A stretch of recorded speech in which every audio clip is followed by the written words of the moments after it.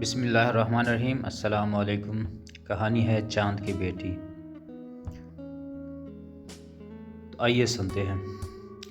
ایک چھوٹی سی بچی تھی، اس کے ماں باپ مر چکے تھے۔ وہ بیچاری گھر میں اکیلی رہ گئی تھی۔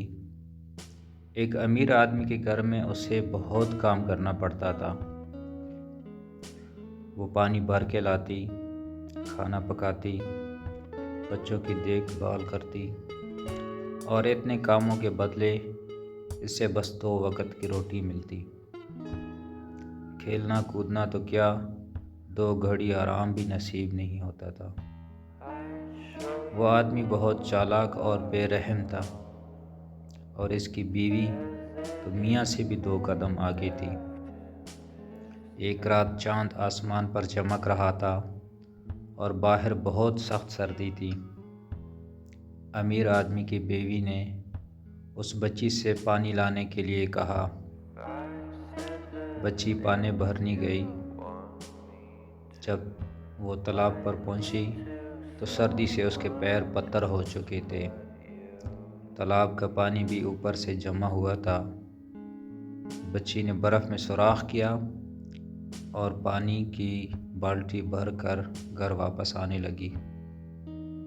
گھر کے قریب پہنچ کر وہ گر پڑی اور سارا پانی بہہ گیا۔ بچی گھبرا گئی۔ وہ خالی بالٹی لے کر گھر نہیں جا سکتی تھی۔ وہ دروازے پر کھڑی خوف سے کانپ رہی تھی۔ آسمان پر چمکتا ہوا چاند ہنس رہا تھا۔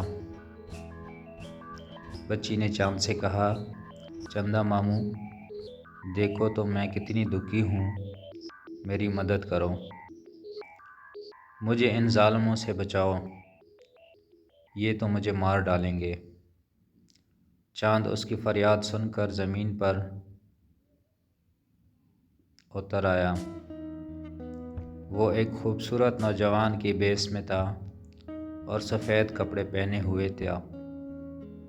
چاند کے بڑے بھائی سورج نے بھی بچی کی فریاد سن لی تھی، اور وہ بھی آدمی کی شکل میں سنہرے رنگ کے کپڑے زمین پر اتر آیا۔ سورج نے چاند سے کہا، میں اس دکھی لڑکی کو لینے آیا ہوں، اسے مجھے دے دو، کیونکہ میں تم سے بڑا ہوں۔ چاند نے کہا، یہ ٹھیک ہے کہ تم بڑے ہو سورج بھائی، لیکن اس وقت رات ہے اور میں رات کا بادشاہ ہوں۔ بچی نے مجھ سے مدد مانگی ہے، اس لیے میں اسے اپنے ساتھ لے کے جاؤں گا۔